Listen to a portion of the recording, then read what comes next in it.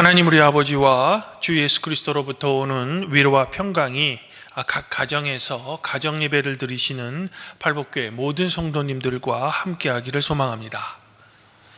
이번 주 복음서 말씀인 누가복음 24장 13절부터 35절은 엠마오로 가는 두 제자라는 제목으로 우리에게 잘 알려져 있는 말씀이죠.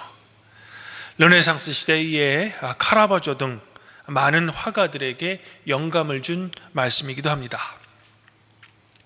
오늘 말씀에 등장하는 두 제자는 슬픈 기색으로 가던 길을 멈춰 섰다라는 기록으로 보아 코로나 바이러스로 지친 지금 우리의 심정과 어쩌면 좀 비슷해 보입니다.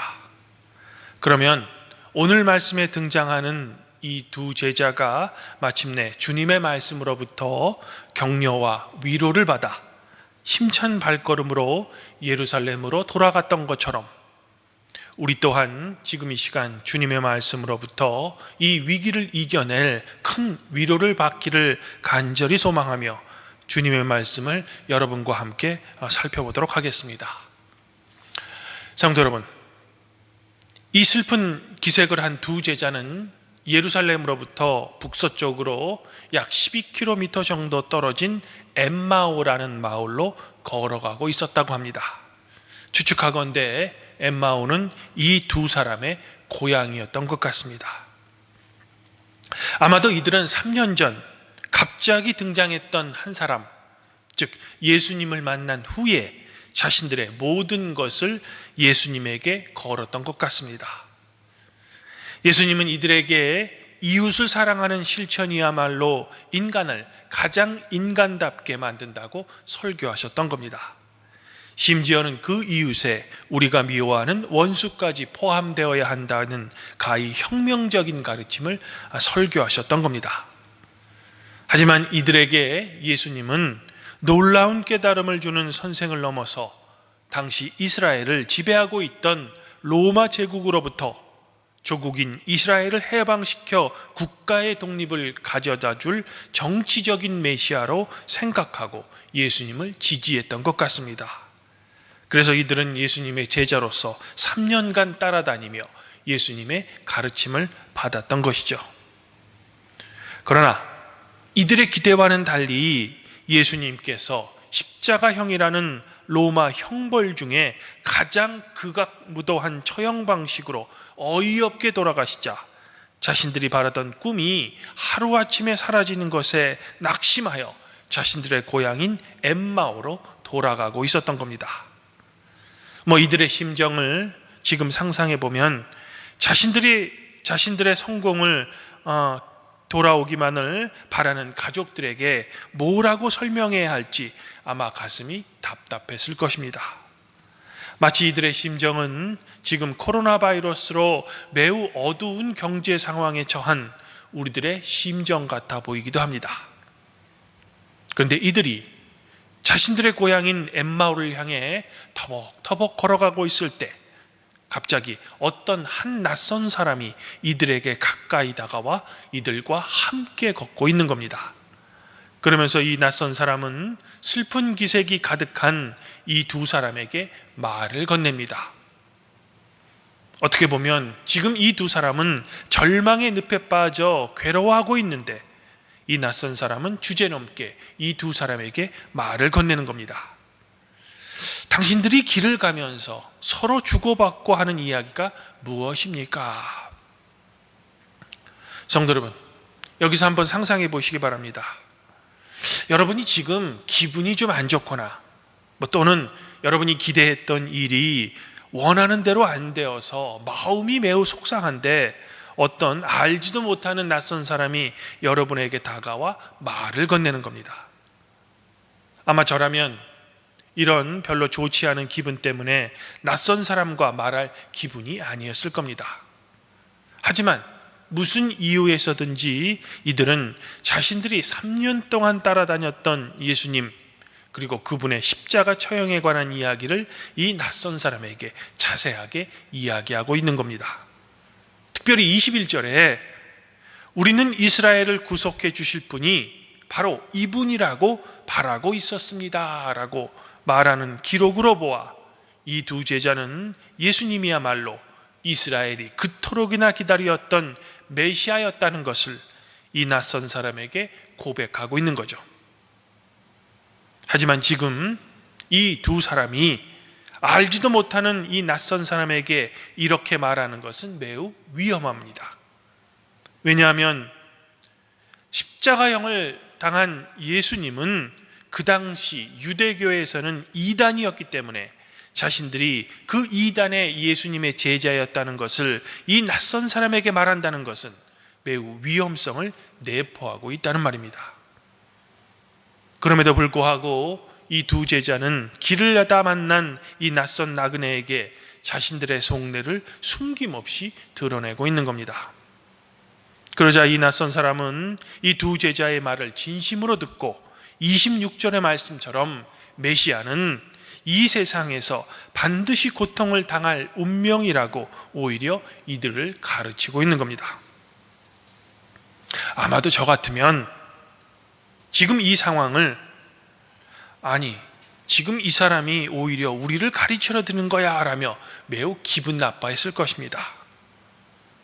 그럼에도 불구하고 이 두 제자는 이 낯선 나그네의 지혜와 해석을 들었을 때 마음이 뜨거워지는 것을 느꼈다는 겁니다. 그래서일까? 이제 막 자신들의 고향인 엠마오에 도착한 이 두 제자는 이제 해가 뉘어지는 것을 보고 자신들과 헤어져 정처 없이 어두운 길을 계속 가야만 하는 이 낯선 나그네에게 이런 제안을 합니다. 이제 날이 저물었으니 오늘 밤은 우리 집에 가서 식사도 하시고 좀 주무시고 내일 가시면 어떨까요? 이 나그네는 이 두 사람의 제안을 거절합니다. 하지만 이들은 강권적으로 이 낯선 사람을 자신들의 집으로 데려가 초대합니다. 더욱이 정성스럽게 이 낯선 사람을 대접하기도 하죠. 비록 이들의 지금 처지가 낙심하고 절망하여 이 나그네를 대접할 상황이 아니어도 이 낯선 사람을 대접하고 있는 겁니다. 즉 어려운 상황 속에서도 나그네를 환대했던 것입니다. 그러자 놀라운 일이 일어납니다. 즉 빵을 서로 나누었을 때에야 이들의 눈이 비로소 열려져 이 낯선 나그네가 바로 자신들이 3년 동안 따라다녔던 부활한 예수라는 것을 알아보게 된 겁니다. 하지만 예수님은 곧 이들의 눈앞에서 사라져 버리죠. 사랑하는 성도 여러분, 믿지 않는 사람들이 봤을 때는 마치 공상과학과도 같은 오늘 말씀은 코로나 바이러스로 고통받는 우리에게 어떤 의미를 주고 있는 걸까? 사실 이 두 제자는 예수님을 3년 동안 따라다녔지만 예수님의 말씀을 제대로 인식하지 못했습니다.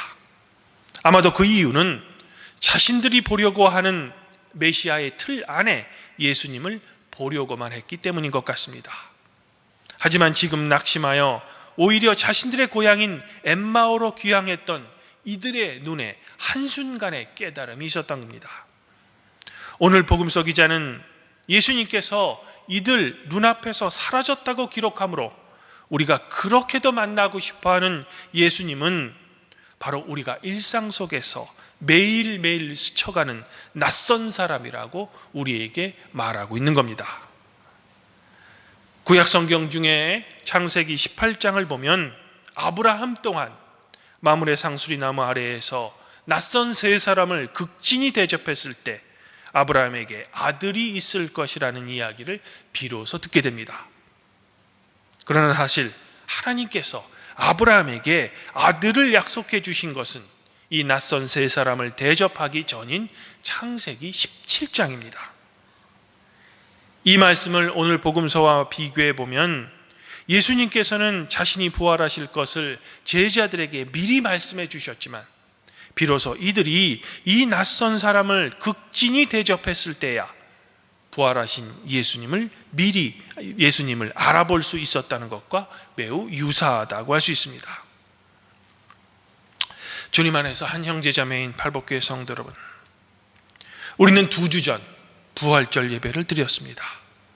그리고 이 부활하신 예수님께서는 부활 사건을 믿지 않고 낙심하여 고향으로 돌아가려는 두 제자를 찾아오셨던 것 같이 일상을 잃어버리고 코로나 바이러스로 인해 낙심하고 경제적으로 고통받는 우리를 먼저 찾아오십니다.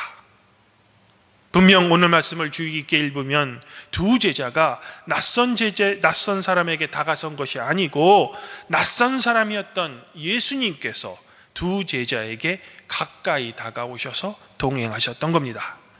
이렇듯 예수님께서는 항상 우리에게 먼저 다가오시는 것이죠.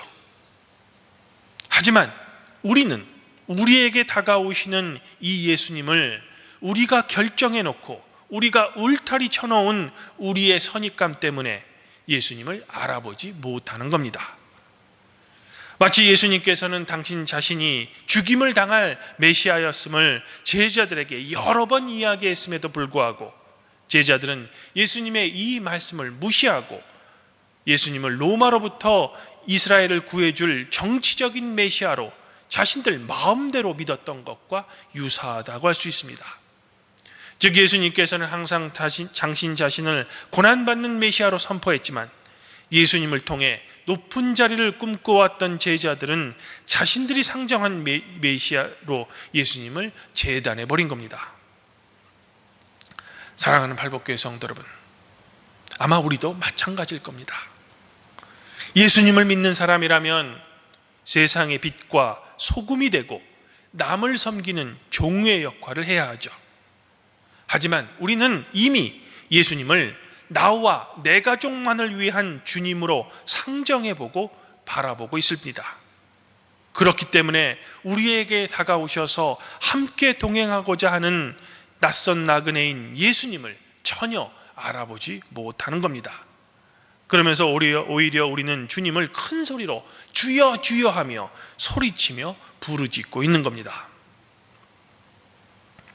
저는 지금 이 시간 자신들에게 다가와 말을 건 이 낯선 사람을 향해 했던 두 제자의 행동에 집중하고자 합니다.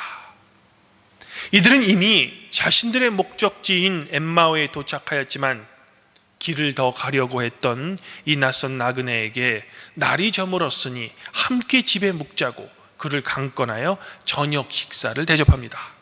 바로 예수님의 가르침인 나그네를 환대했던 것입니다. 그리고 그제서야 영적인 눈이 열려 부활한 예수님을 알아보게 된 겁니다.